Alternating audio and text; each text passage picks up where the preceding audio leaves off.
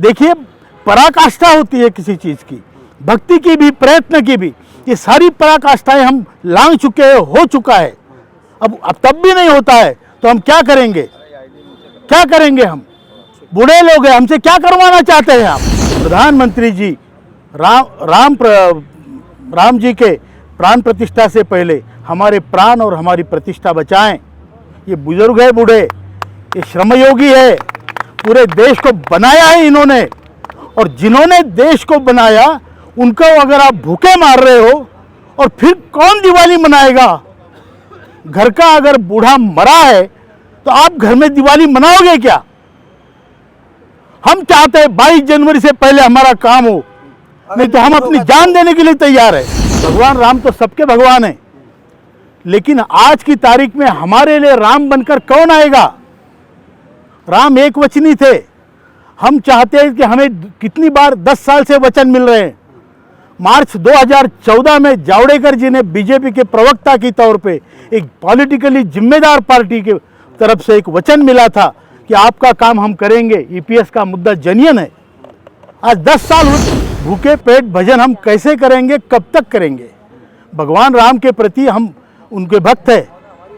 हम राम रक्षा कहते हैं पिछले 51 साल से। 22 जनवरी को भव्य राम मंदिर का शुभारंभ होने जा रहा है, प्राण प्रतिष्ठा होने वाली है और पूरे देश में दिवाली मनाई जाएगी।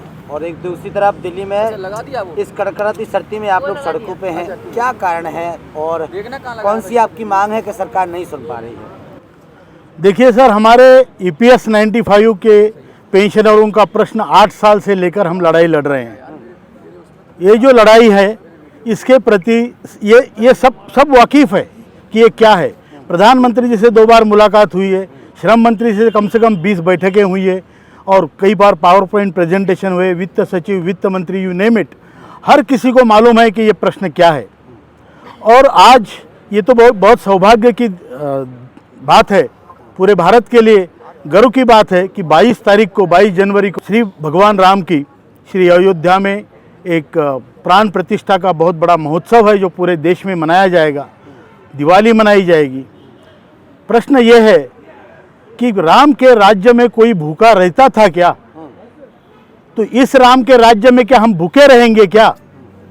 भूखे पेट भजन हम कैसे करेंगे? कब तक करेंगे? भगवान राम के प्रति हम उनके भक्त हैं। हम राम रक्षा कहते हैं पिछले 51 साल से रोज। तो ये बात नहीं है। भगवान राम तो सबके भगवान हैं, लेकिन आज की तारीख में हमारे लिए राम बनकर कौन आएगा? राम एक वचनी थे। हम चाहते हैं कि हमें कितनी बार 10 साल से वचन मिल रहे हैं। मार्च 2014 में जावड़ेकर जी ने बीजेपी के प्रवक्ता के तौर पे एक पॉलिटिकली जिम्मेदार पार्टी के तरफ से एक वचन मिला था कि आपका काम हम करेंगे। ईपीएस का मुद्दा जनियन है। आज 10 साल हुए, नहीं हुआ है। हम ये चाहते हैं। उसके बाद प्रधानमंत्री जी ने 2 बार हमें वचन दिए हैं। श्रम मंत्री ने तो खैर 20 बार बोला है। तो हमारे लिए कौन राम बन के आएगा? क्या कारण है 2 बार मीटिंग होने के बाद भी बातचीत होने के बाद भी आपकी सुनवाई नहीं हो रही है? इतना बड़ा मुद्दा है क्या आपका? देश में इतने बड़े बड़े मुद्दों पर काम हो रहा है। देश में जिस मुद्दों पे बड़े बड़े काम हो रहे हैं उसके प्रति तो पूरा देश मोदी जी का कृतज्ञ है, हम भी है। और हमारे लिए भी गौरव की बात है। चाहे राम मंदिर हो, चाहे 370 हो, चाहे और भी चीज़ें, उसमें मैं नहीं जाना चाहता, वो हमारे मुद्दे नहीं है। लेकिन हमारा मुद्दा आज तक सॉल्व नहीं हुआ। मेरे ख्याल से ये बाकी मुद्दों के इतना बड़ा तो मुद्दा है भी नहीं, लेकिन हमें क्यों लटका के रखा है? हमारे लोग रोज मर रहे हैं, उसके बावजूद अगर आप 10 साल में ये काम नहीं कर पा रहे हैं तो या तो काम बहुत कठिन है या फिर दिल में खोट है। किसके है मालूम नहीं। लेकिन आज हम चाहते हैं कि प्रधानमंत्री जी राम जी के प्राण प्रतिष्ठा से पहले हमारे प्राण और हमारी प्रतिष्ठा बचाएं। ये बुजुर्ग है, बूढ़े, ये श्रमयोगी है, पूरे देश को बनाया है इन्होंने, और जिन्होंने देश को बनाया उनको अगर आप भूखे मार रहे हो, और फिर कौन दिवाली मनाएगा?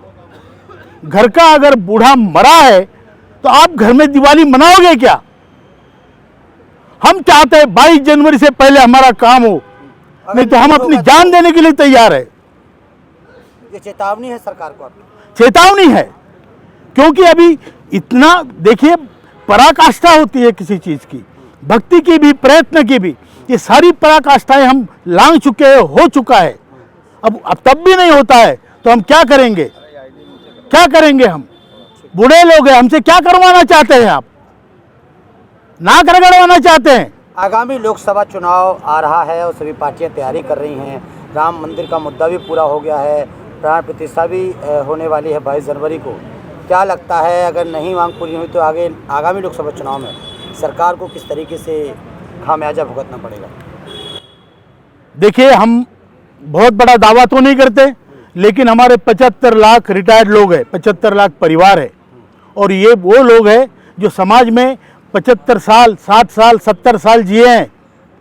एक एक आदमी के 10-10 आदमी के पास संबंध है। भले उनके पास पैसा नहीं है, लेकिन वो इज्जतदार आदमी है समाज में। ये तो वो हो गए 8.5 करोड़ लोग वो है जो आज अंशदान कर रहे हैं, जिनका फ्यूचर है 75 लाख लोग हैं। वो भी देख रहे हैं कि हमारा फ्यूचर का क्या, सड़कों पे क्या हाल हो रहा है। उनके भी मन में इनके प्रति सहानुभूति है। तो आप, जो लोग भूखे हैं वो भजन नहीं कर सकते सर। हम आपको, आपके चाहे जो भी मोदी जी के कुछ लोग भक्त भी होंगे, हम भी उनका आदर करते हैं, ऐसी बात नहीं है। लेकिन अगर हम भूखे हैं और आप रेवड़ियाँ बांटते जा रहे हो, तो हमारा काम कब होगा? हम अपने काम की बात करेंगे, और अगर हमारा काम नहीं होगा तो ये लोग अपने आप निर्णय लेंगे। वो भी समझदार है, समझते हैं। हम कोई धमकी नहीं दे रहे हैं, हम अपने काम की बात कर रहे हैं। अगला कदम सर, अगला कदम क्या होगा? देखिए, लोकसभा का आंकड़ा है 19.33 करोड़ इंडस्ट्रियल वर्कर्स है भारत में, 19.33 करोड़। उसमें ईपीएस के पूरे दायरे में आने वाले लोग हैं। उसमें से 8.5 करोड़ और ये 75 लाख उसमें आ गए, बाकी के लोग अभी तक लाए नहीं गए, तो उनको भी लाना चाहिए। वो भी तो देख रहे हैं, उनका भी फ्यूचर है, तो इसका सब परिणाम तो दिखेगा। मैसेज क्या देना चाहते हैं उन पेंशनरों को जो आज आपके साथ नहीं है कड़ाके की ठंड की वजह से? उनको यही है कि जो प्रोग्राम हमने दिया है उसका इम्प्लीमेंटेशन होगा। उस इम्प्लीमेंटेशन में बड़ी से बड़ी संख्या में भाग ले, हिस्सा ले, अपना अधिकार जताएं। देश आपका है, केवल किसी लोगों का नहीं। कोई भी लोग, कोई भी पार्टी, रूलिंग पार्टी है, उसका देश नहीं होता है। देश हम सबका है, हमसे बनता है देश, तो उनका भी देश है। और हिस्सा ले, अपनी मांग मांगे। अगला रुख वही है कि हम अभी, अगर ये काम नहीं होता है तो 30 जनवरी से हम जंतर मंतर पे अनशन पे बैठेंगे, और फिर हम उठेंगे नहीं, हमें उठाना पड़ेगा। अच्छा, मतलब पूरी अर्थी पे, जोर शोर से अर्थी पे, 4 कंधों पे जाएंगे हम।